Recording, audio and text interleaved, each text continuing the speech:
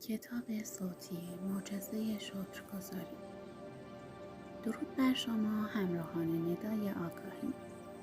کانال کتابکده ندای آگاهی تلاش کرده برای افزایش آگاهی ذهن و تحول درونی کتاب فوق‌العاده معجزه شکرگزاری اثر راندا برن رو به صورت فایل صوتی رایگان برای شما عزیزان آماده کنید. هر قسمت از این کتاب با فرکانس های ویژه‌ای همراه شده تا ارتعاش این فرکانس ها باعث فعالیت بیشتر ذهن و تاثیرگذاری بیشتر این کتاب بر ضمیر ناخودآگاه شما بشه. کتابکده ندای آگاهی رو در یوتیوب سابسکرایب کنید تا از این کتاب و کتاب‌های فوق‌العاده دیگه لذت ببرید.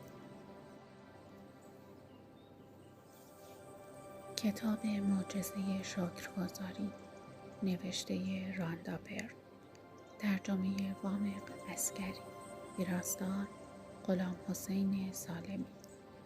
قسمت اول. بدینسان تو افتخار تمامی دنیا را به دست خواهی آورد. کتیبه امرالد 3000 تا 5000 سال پیش از میلاد. پیشکش به تو. باشد که معجزه شکرگزاری درهای دنیای نوینی را بر تو بگشاید و برای تمامی سالهای زندگیت شادمانی به ارمغان آورد. این خواسته قلبی من برای تو و تمامی جهان است. سپاسگزاری. چندان که دست به نگارش کتابی تازه میزنم، آفرینش به عنوان چیزی نشاط‌آور در عین حال یگانه و منحصر به فرد آغاز می شود. تنها کیهان و من هستیم. سپس این محدوده رفته رفته گسترده تر می شود. افراد بیشتر و بیشتری را در بر می گیرد. تمامی آنهایی که دانش و چیره‌دستی خود را به اشتراک می گذارند تا آنگاه که سرانجام شما کتاب جدید را در دستانتان بگیرید. این افراد بخشی از حلقه پیوسته بالنده آفرینش هستند که اجازه دادند معجزه شکرگزاری به شما برسد.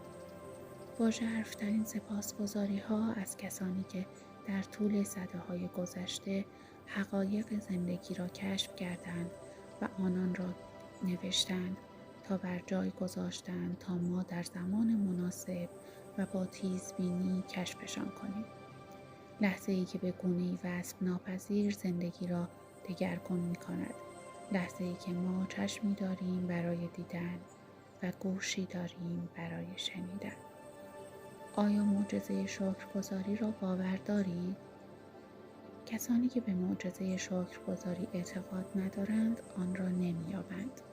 گفته روالد دال 1990 تا 1916. نویسنده. زمانی را به خاطر آورید که بچه بودید و زندگی بهت و حیرت شما را برمی‌انگیخت. زندگی حیرت انگیز به نظر می رسید و کوچکترین چیزها شما را به طور کامل شگفت زده می ساخت. نشستن شبنم روی چمنها، پرواز پروانه ها یا هر گونه برگ یا سنگ ناآشنا شما را شیفته خود می کرد. وقتی یکی از دندانهاتان می افتاد به وجد می آمدید. چرا که این بدان معنا بود که آن شب فرشته دندان به سراغتان خواهد آمد. در آن دوران روزها را برای فرارسیدن شب کریسمس می شمردید. با این وجود نمی دانستید که بابا نوئل چگونه می تواند در یک شب به سراغ تمام بچه های دنیا برود و شگفتا که هیچگاه هم شما را فراموش نمی کرد. گوزن شمالی می توانست پرواز کند. آنجا فرشته ها در باغ بودند. حیوانات خانگی به انسان ها می مانستند. اسباب بازی ها شخصیت داشتند. رویاها به واقعیت می پیوست و شما می توانستید ستاره ها را لمس کنید. قلب شما از شادی سرشار بود. گستره تخیلات شما هیچ پایان و محدودیتی نداشت و باور داشتید که زندگی دلانگیز و زیباست. احساس نو و زیبایی که همه ما در بچگی داشتیم آن بود که همه چیز را خوب می دانستیم. هر روزمان نوید دهنده سرگرمی ها و رویدادهای تازه است و اینکه هیچ چیزی شادمانیمان را نقش بر آب نخواهد کرد. ولی هنگامی که رشد کردیم و بالیدیم و به بلوغ رسیدیم، مسئولیت‌ها، مشکلات، مصایب و گرفتاری‌ها خود را بر ما تحمیل کردند و ما ناامید شدیم و آنچه که در کودکی به آن باور داشتیم به یک بار ناپدید شد. این یکی از دلایلی است که در بزرگسالی دوست داریم به بچه‌ها نزدیک باشیم تا دوباره همان احساس دوران بچگی را تجربه کنیم، هرچند اگر برای یک لحظه باشد. در اینجا باید بگویم آنچه که زمانی بدان اعتقاد داشتید حقیقت دارد و این نگرش بزرگسالان ناامید به زندگی است که صحیح نیست. معجزه زندگی حقیقت دارد و به همان اندازه بودن شما راستین است و به راستی زندگی میتواند بیش از هر چیزی شگفت‌آور باشد که شما حتی در دوران کودکی میپنداشتید، حتی هیجان انگیزتر و سرگرم کننده تر از هر آنچه که پیش از این دیدید. هنگامی که میدانید برای تبدیل خواسته ها به واقعیت چه کاری باید انجام دهید، آنگاه برای رویاهاتان زندگی می کنید و از چگونگی باورمندیتان به معجزه زندگی شگفت زده خواهید شد. شاید شما پرواز گوزن شمالی را نبینید، ولی خواهید دید تمام چیزهایی که همیشه دوست می داشتید در برابر چشمانتان ظاهر می شوند و آنچه که مدت‌های طولانی در رویاهاتان بوده به ناگهان رنگ واقعیت می گیرد و به وقوع می پیوندد. شما هیچگاه در نخواهید یافت که چگونه همه چیز به هم گره می خورد تا رویای شما به واقعیت تبدیل شود، چرا که همه چیز به گونه نامرئی عمل می کند که البته عجیب ترین بخش آن است. آیا حاضرید تا بار دیگر آن را تجربه کنید و بیازمایید؟ آیا حاضرید همچون دوران کودکیتان هر روزتان سرشار از شگفتی شود؟ برای رویارویی با آن حاضرید؟ ماجراجویی ما از 2000 سال پیش آغاز می شود. هنگامی که دانش متغیر زندگی در پس متنی مقدس پنهان بود. یک راز بزرگ برملا می شود. جمله‌ای که در ادامه می آید از انجیل متی در کتاب مقدس برداشته شده و در طی چند سده افراد را سرگشته و از درک خود عاجز نگاه داشته است. هر کس که اراده کرده تا بیشتر دریافت کند به حد کفایت دریافت داشته است. هر کس که این گونه نخواسته است داشته‌هایش از او باز گرفته خواهد شد. باید اعتراف کنم که این متن هنگام خواندن غیر منصفانه به نظر می رسد، چرا که می گوید ثروتمند ثروتمندتر و فقیر فقیرتر می شود. ولی در این متن معمایی نهفته است که گره‌اش باید گشوده شود، رازی که باید برملا شود و هنگامی که به این راز پی ببرید دنیای نوین در پیش چشمان شما روشن می شود. پاسخ این راز که قرن‌هاست از انسان پنهان مانده یک واژه ناپیداست: قدردانی، نمک شناسی. هر کس که قدردان و سپاسگزار باشد بیشتر به حد کفایت به او عطا خواهیم کرد. هر کس که قدردان نباشد هر آنچه را که دارد از او باز می‌ستانیم. با آشکارسازی یک واژه ناپیدا یک متن مرموز همچون کریستال شفاف می شود. 2000 سال از تاریخ ثبت این متن گذشته است، ولی امروز نیز مانند هر روز دیگر حقیقت آن آشکار است. اگر زمان را برای قدر شناسی مغتنم نشمارید به بیشتر رست نخواهید یافت و هر آنچه را که دارید نیز از دست خواهید داد. وعده‌ای که با قدر شناسی به حقیقت می پیوندد در این واژه ها نهفته است. اگر قدردان باشید به شما بیشتر و در حد فراوانی داده خواهد شد. در کتاب مقدس بر وعده قدرشناسی تاکید شده است. به یاد آور هنگامی که پروردگارت فرمود اگر قدرشناس باشی به تو بیشتر عطا خواهم کرد و اگر ناسپاسی کنی بر تو عذابی دردناک را فرود خواهم آورد. مهم نیست که پیرو چه دین و آیینی هستید یا به طور کلی آدمی مذهبی هستید یا خیر. این جمله های کتاب مقدس زندگی شما را در بر خواهد گرفت. آنها قانون بنیادی و اساسی علم و جهان را بر شما آشکار می کنند. این قانونی جهانی است. قدرشناسی به سان قانونی جهانی عمل می کند که تمامی زندگی شما را در بر می گیرد.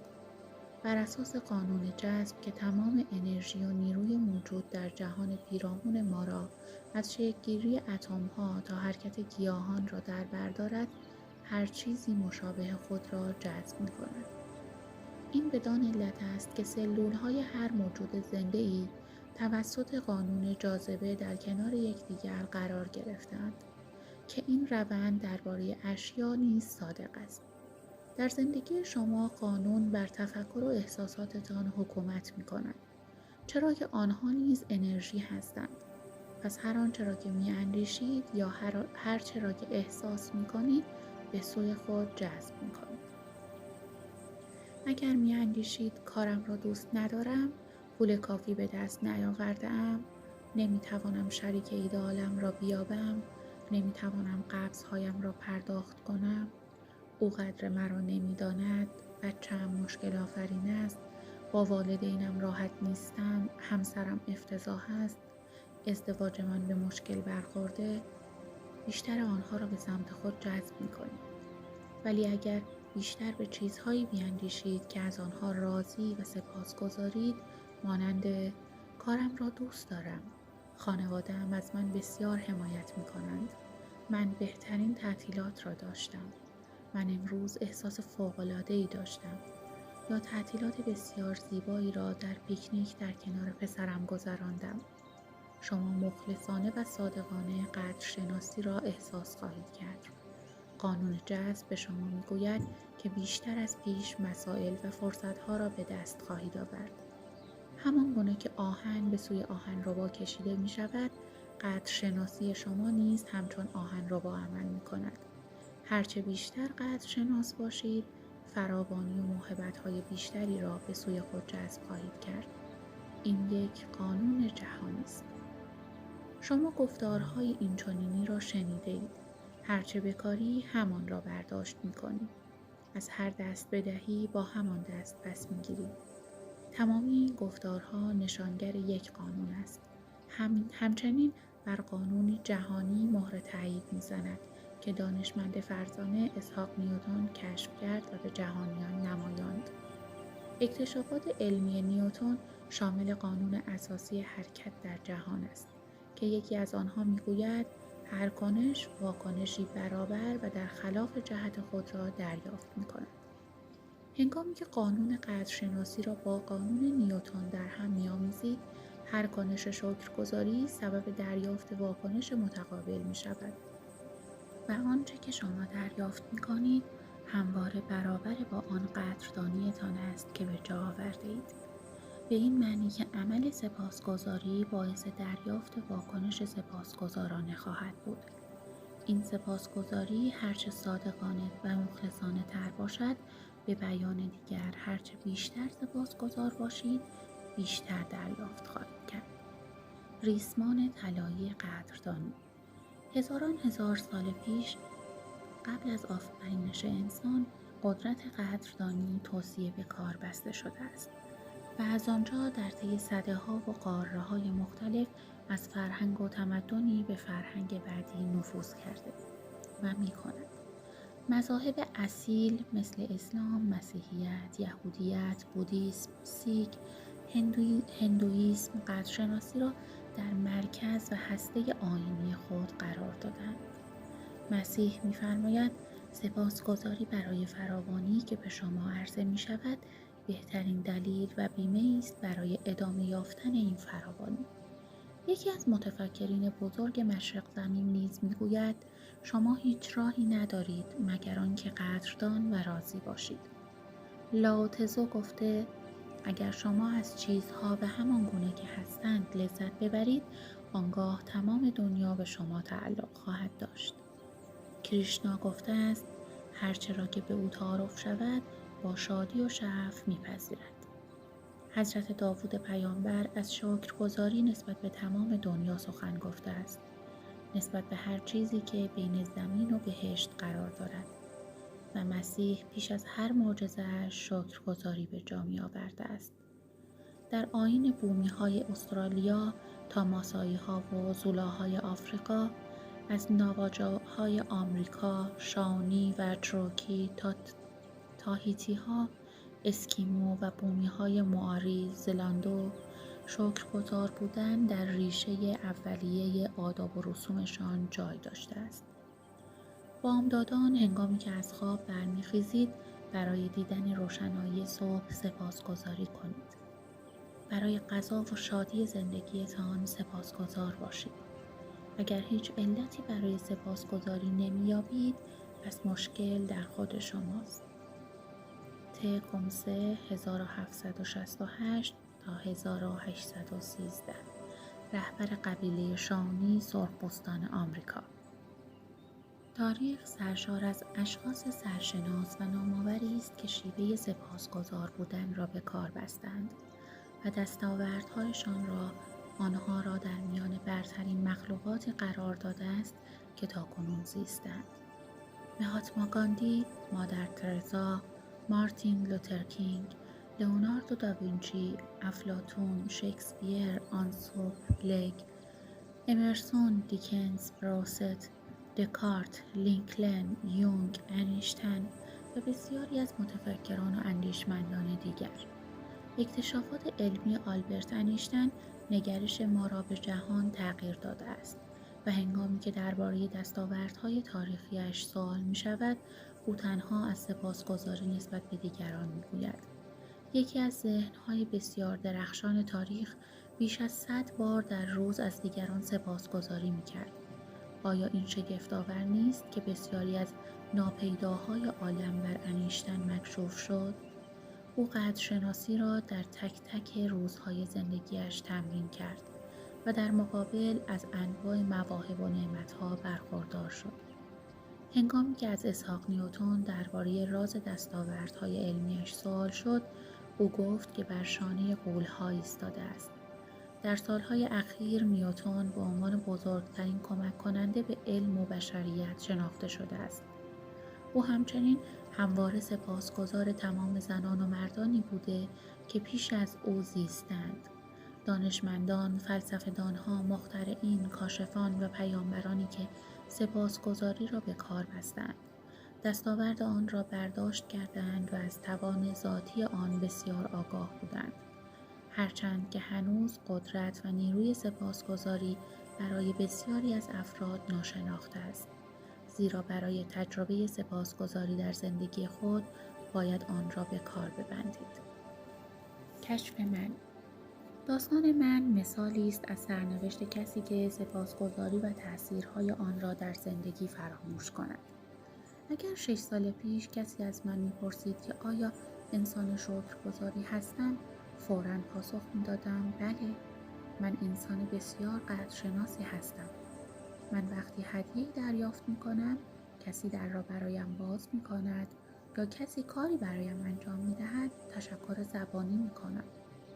راستش را بخواهید، من به راستی یک انسان قدرشناس نبودم.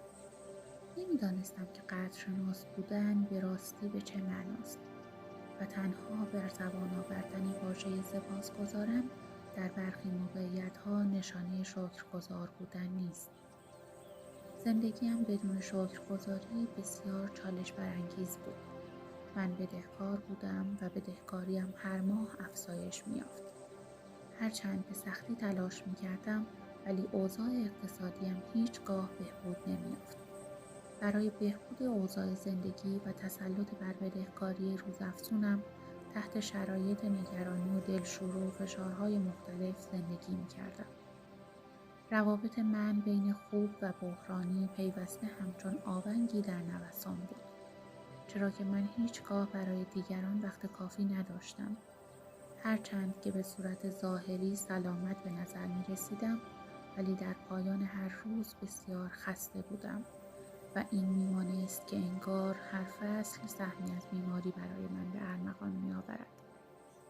لحظات شادی را در بودن با دوستان می دیدم یا در زمانی که در تعطیلات می گذراندم. ولی این واقعیت که باید هر روز بیشتر کار می کردم تا بتوانم سهم خود را برای این شادی ها بدهم آزارم میداد. من زندگی نمی کردم.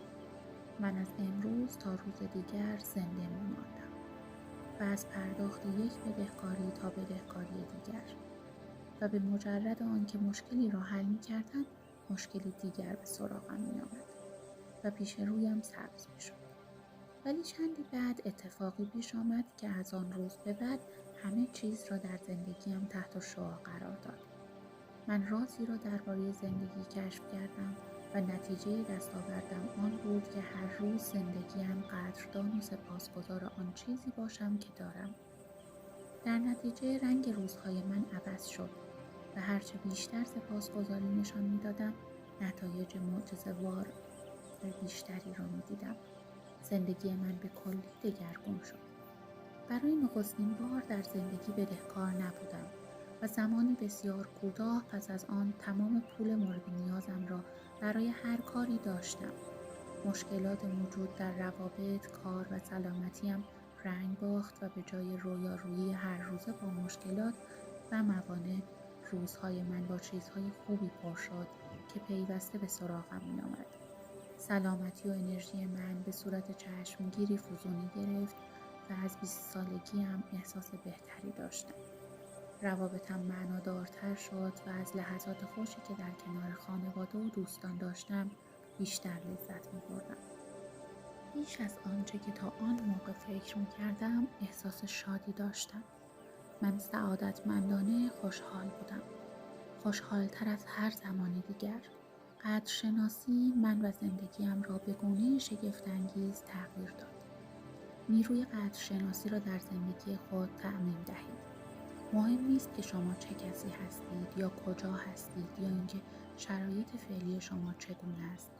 نیروی سپاسگزاری تمام زندگی شما را دگرگون خواهد کرد. من نامه‌هایی دریافت کردم از هزاران آدم مختلفی که با استفاده از نیروی قدرشناسی خود از چنگ یک مصیبت رهانیدند. بارها دیدم که در ارتباط با سلامت افراد معجزه‌هایی پیش آمده در حالی که هیچ امیدی وجود نداشته. متوجه شدم که ازدواج‌هایی از گسستن نجات یافته است و رابطه‌های شکست خورده بار دیگر از سر گرفته شده و به روابطی موفقیت‌آمیز بدل شدند. من کسانی را دیدم که از فقر کامل به کامیابی دست یافتند و افراد ناامیدی را دیدم که از شرایط یأس مطلق و قرار داشتن در تنگنا به زندگی مسرت بخش و راضی کننده رسیدند. قدرشناسی می تواند به شیوه معجزه‌آسایی روابط شما را به روابطی شادی‌آور و معنادار بدل کند که به شرایط کنونی شما بستگی ندارد. قدرشناسی می تواند به گونه‌ای معجزه‌آسا شما را کامیاب کند. آنسان که پول لازم را برای هر چیز دلخواهی داشته باشید. درجه سلامت شما فزونی پیدا خواهد کرد و شادمانی را برایتان به ارمغان می‌آورد که فراتر از تصورات همیشگی شما بوده است. قدرشناسی چنان نیرویش را به کار می‌گیرد که مهارت و شغل شما را بهبود می‌بخشد و موفقیت شما را افزایش می‌دهد و شغل رویایی و دلخواهتان را برای شما به ارمغان می‌آورد. در حقیقت به هر چه که می‌خواهید انجام بدهید و یا داشته باشید دست خواهید یافت. قدرشناسی شما وسیله‌ای است تا به آن برسید. نیروی شگفت‌انگیز قدرشناسی زندگی شما را به طلا تبدیل خواهد کرد. همانطور که قدرشناسی را به کار می‌بندید، در می‌یابید که چرا رویدادهای ناگوار در زندگیتان رخ داده و چرا جای بعضی موعظه‌ها در زندگی شما خالی است. همانگونه که قدرشناسی را به روش زندگیتان تبدیل می‌کنید، هر بامداد چنان از خواب برمیخیزید که اشتیاق فراوان به زندگی در وجودتان موج می‌زند. شما خود را عاشق زندگیتان می‌یابید و همه چیز برایتان فراهم می‌شود. شما به سبکی یک پر و شادمانتر از هر زمان دیگر خواهید بود. هنگام رویارو شدن با چالش‌ها می‌دانید که چگونه بر آنها چیره شوید و از آنها پند بگیرید. هر روزتان سرشار از محبت خداوند خواهد بود و با شگفتی بیشتری همراه خواهد شد. درست مثل وقتی که بچه بودید. آیا زندگی شما سرشار از موهبت است؟ اکنون شما می توانید بگویید که زندگیتان چه میزان از قدرشناسی به کار بستید. فقط به جنبه‌های برجسته زندگیتان نگاه کنید. پول، سلامتی، شادمانی، شغل، خانه و روابط با دیگران. بخش‌هایی از زندگی شما که با فراوانی همراه است. زمینه‌هایی بوده که از قدرشناسی سود برده‌اید و نتیجه‌اش را تجربه کرده‌اید. هر زمینه‌ای که خالی به نظر می‌آید به دلیل نبود قدرشناسی است. این یک حقیقت ساده است. وقتی شما شکرگزار نیستید، نمی‌توانید در مقابل به اندازه کافی دریافت کنید. شما از بکارگیری نیروی قدرشناسی در زندگیتان جلوگیری کرده‌اید. هنگامی که قدرشناس نیستید، خود را از جریان سلامت و روابط بهتر و شادی و پول بیشتر و پیشرفت کار و موقعیت یا تجارت بی بهره ساختید. برای به دست آوردن باید از دست بدهید. این یک قانون است. شکرگزاری سپاس دادن است. در غیر این صورت خود را ناکام می کنید و از دریافت آنچه که در زندگی می خواهید بی بهره می مانید. مرز پایین حق شناسی زمانی است که ما قدرشناس نباشیم. ما در زندگیمان همیشه همه چیزها را آماده می انگاریم. هنگامی که میپنداریم همه چیز همیشه فراهم است، در حقیقت آنها را از خودمان میگیریم. قانون جذب میگوید که هر چیزی مشابه خود را جذب میکند. بنابراین اگر وجود چیزی را همواره تضمینی بدانیم، آن را از خودمان میگیریم. به یاد داشته باشید که هر کس قدرشناس نباشد، آنچه که به او ارزانی شده است از او باز پس گرفته خواهد شد.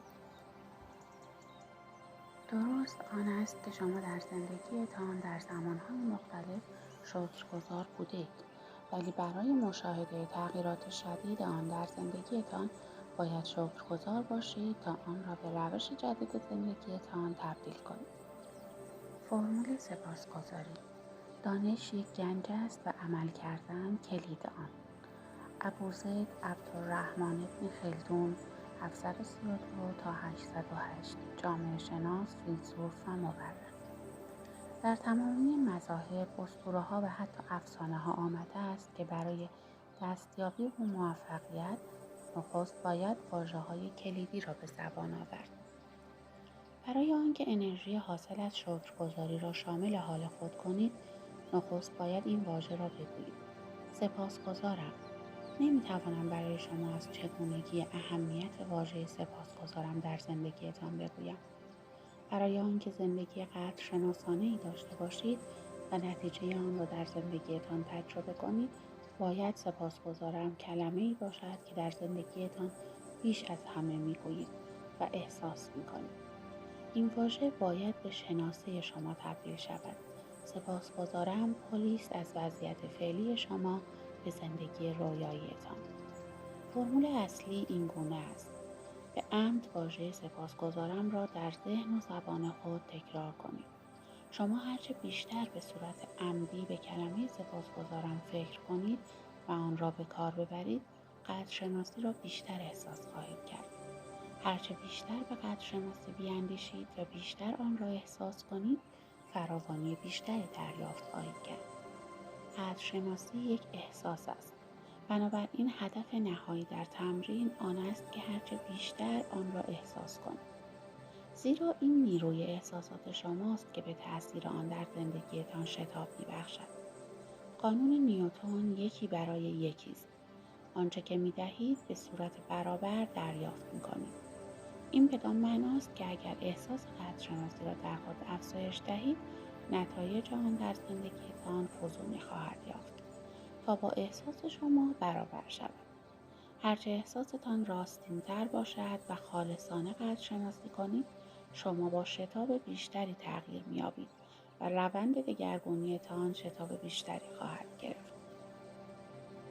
هنگامی که در می‌یابید این رفتار به تمرین کم نیاز دارد و چقدر راحت می‌توانید قدرشناسی را با زندگیتان بیازمایید و هنگامی که نتایج آن را در زندگی خود احساس کنید، آنگاه هرگز به بازگشت به زندگی پیشین خود نخواهید اندیشید.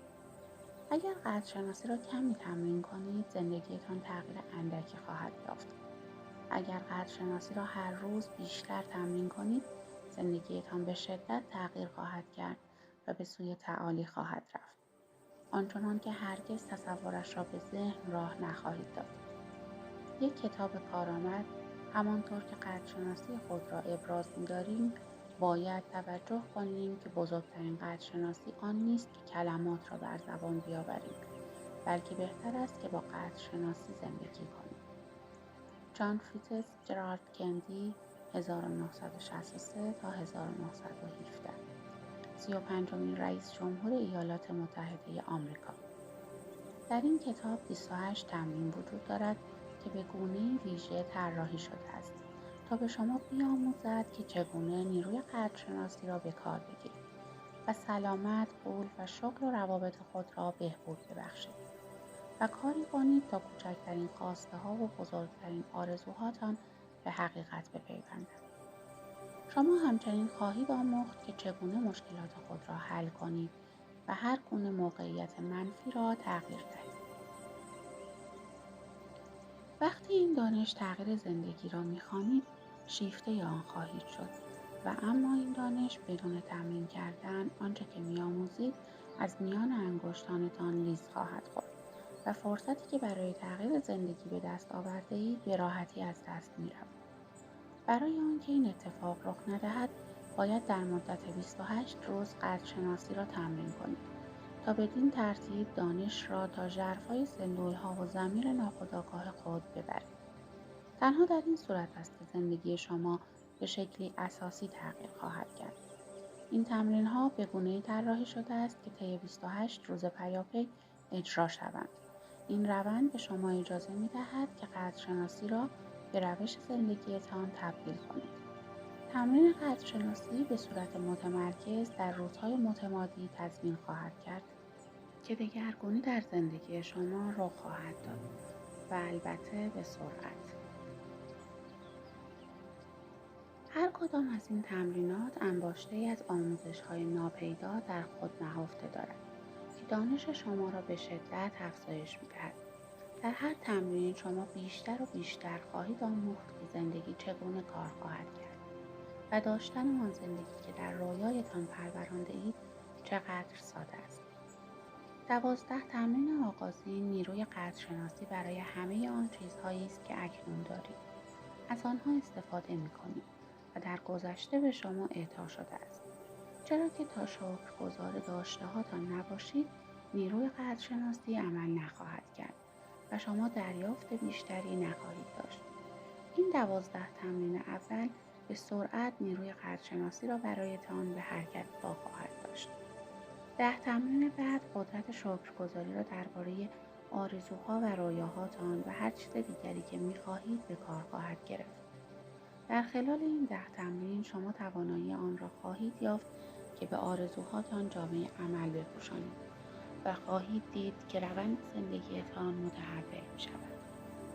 6 تمرین پایانی شما را به سطح جدیدی راهنمایی می‌شود که به وسیله آن ذهن تک تک سلول‌هایتان را از قدرشناسی پر خواهد کرد. همچنین خواهید آموخت که نیروی قدرشناسی را برای یاری رساندن به دیگران به کار ببندید و مشکلات را حل کنید و هر موقعیت منفی را که در طول زندگی با آن برخورد می‌کنید بهبود ببخشید. لازم نیست تا در این مدت برنامه‌های دیگرتان را لغو کنید. این برنامه‌ها به گونه‌ای تنظیم شده که با برنامه هر روزتان همخوان شود. تفاوتی ندارد که در روزهای کاریتان باشد یا در تعطیلات پایان هفته‌ها. قدرشناسی قابل جابجایی است. شما می توانید آن را با خود به هر کجا که می خواهید ببرید. آنگاه هر کجا که بروید عملکرد آن نمایان خواهد شد. اگر یک روز را از دست بدهید، رفته رفته روند حرکتی را که تاکنون به دست آورده اید از دست می دهید. برای آنکه مطمئن شوید که نیروی قدرشناسی را کاهش نمی دهید، اگر روزی را از دست دادید، 3 روز به عقب برگردید و تمرینات آن را از آن موقع پیگیری کنید. بعضی تمرین‌ها برای صبح طراحی شده و بقیه برای انجام در طول روز. بنابراین هر روز تمرین‌ها را در اول صبح بخوانید. لازم است که بعضی تمرینات از شب قبل مطالعه شود، زیرا از لحظه‌ای که از خواب بیدار می‌شوید باید آنها را به کار بگیرید. در ادامه به شما می‌گویم که چه زمانی برای این کار مناسب‌تر است. شاید بخواهید که تمرین‌های روز بعد را هر شب پیش از خواب بخوانید تا برای فردا روز آماده باشید. اگر نمی‌خواهید این 28 تمرین را پشت سر هم انجام دهید، می‌توانید آنها را به صورت‌های دیگری نیز به اجرا درآورید. شما می‌توانید یک تمرین را برگزینید که می‌تواند یک موضوع مهم را در زندگیتان تغییر دهد یا بهبود بخشد و می‌توانید تمرین را 3 روز متوالی یا 7 روز هفته انجام دهید. یا اینکه می‌توانید یک تمرین را برای 1 هفته یا 2 هفته انجام دهید. تنها تفاوت آن است که تغییرات را دیرتر در زندگیتان مشاهده خواهید کرد.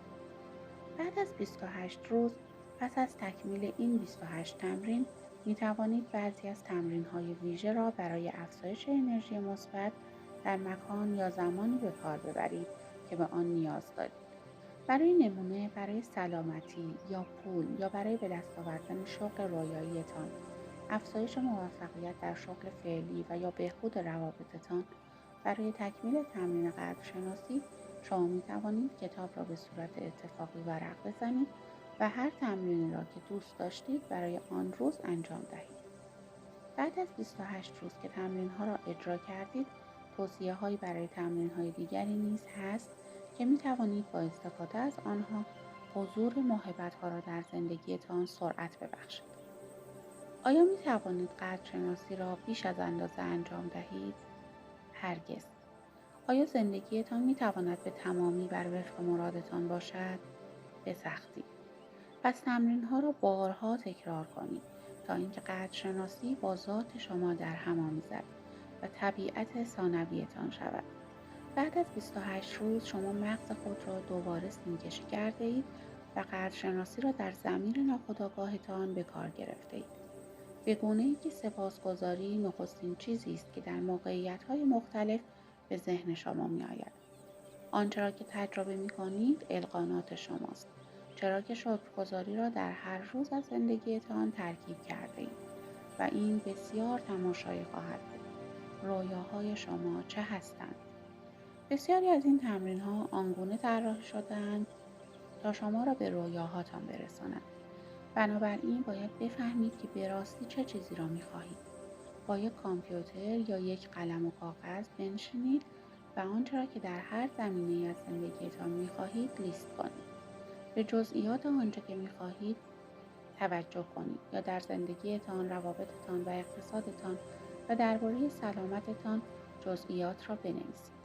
توجه کنید جزئیات را هر قدر که تمایل دارید بررسی کنید. ولی دقت داشته باشید که باید آنچه را که می‌خواهید در لیست بنویسید، نه اینکه از چه راهی می‌خواهید به انجام کارها بپردازید. چگونگی رسیدن به خواسته‌ها با بکارگیری نیروی قدرشناسی برایتان مشخص می‌شود. اگر کار بهتری می‌خواهید یا مایلید آن چیزی را داشته باشید که در رویاهاتان به آن می‌اندیشید، آنگاه توجه خود را به هر آنچه که می‌خواهید آن کار باشد معطوف دارید. به چیزهایی توجه کنید که برای شما مهم است، مانند اینکه نوع کار چه باشد و یا می‌خواهید احساستان در کار چه باشد. شرکتی که مایلید برایش کار کنید، افرادی که می‌خواهید با ایشان همکار شوید، ساعت‌های دلخواه کار کردنتان، می‌خواهید محل کارتان کجا باشد و چه حقوقی می‌خواهید دریافت کنید. به آنچه در زندگیتان می‌خواهید به صورت واضح و شفاف بپردازید و جزئیات را بنویسید. اگر شما پول می‌خواهید تا صرف تحصیل فرزندانتان کنید، جزئیات تحصیلات آنها را بنویسید که شامل آن چیزهایی است که دوست دارید به چه مدرسه‌ای بروند یا هزینه‌های تحصیلشان، کتابشان، خوراکشان، لباسشان و رفت و آمدشان چقدر باشد. به هر حال باید بدانید چقدر پول نیاز دارید. اگر می‌خواهید مسافرت کنید، باید جزئیات مربوط به کشورهای مقصدتان را بنویسید.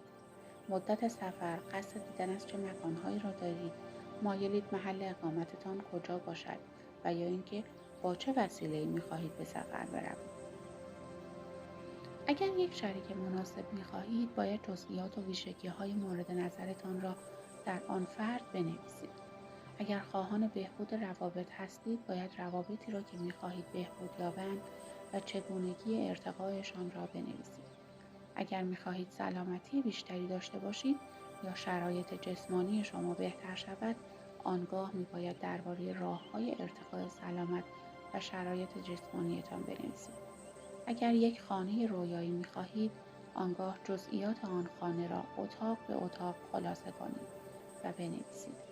اگر لوازم ویژه‌ای را برای خانه‌تان در نظر دارید، مثل ماشین، لباس، لوازم منزل یا غیره، آنها را لیست کنید. اگر می‌خواهید به چیزی دست یابید، مثل موفقیت در امتحان، به دست آوردن درجه علمی، به ثمر رساندن گل در یک ورزش، رسیدن به موفقیت به عنوان یک آهنگساز موفق، پزشک، نویسنده، بازیگر، دانشمند یا یک تاجر موفق یا هر چیز دیگری را که در ذهن دارید و دوست دارید به دست آورید، آن را بنویسید و به قدر کفایت در ارتباط با آن شرح دهید. به تأکید توصیه می‌کنم که حتماً برای ثبت آرزوهاتان در زندگی وقتی را اختصاص دهید. چیزهای بزرگ، چیزهای کوچک یا اینکه چه چیزی را امروز یا در این ماه یا در این سال می‌خواهید. هر چه را در نظر دارید در لیست خود بگنجانید و وقتی هر کدام را به دست آوردید آن را از لیست خط بزنید. یک روش ساده تقسیم لیست به زیر شاخه‌های زیر است. 1. سلامت و جسم. 2. کار و شغل. 3. پول. 4. روابط. 5. آرزوهای شخصی. 6. لوازم مادی. و بعد چیزهایی را که می‌خواهید به زیر شاخه‌ها بیفزایید. بعد از مشخص کردن خواسته هاتان، باید راه و روشی را مشخص کنید که مایلید نیروی قدرشناسی در زندگیتان تغییر پدید آورد. بنابراین حالا شما برای آغاز ماجراجویی بسیار مهیج و جذاب خود آماده هستید.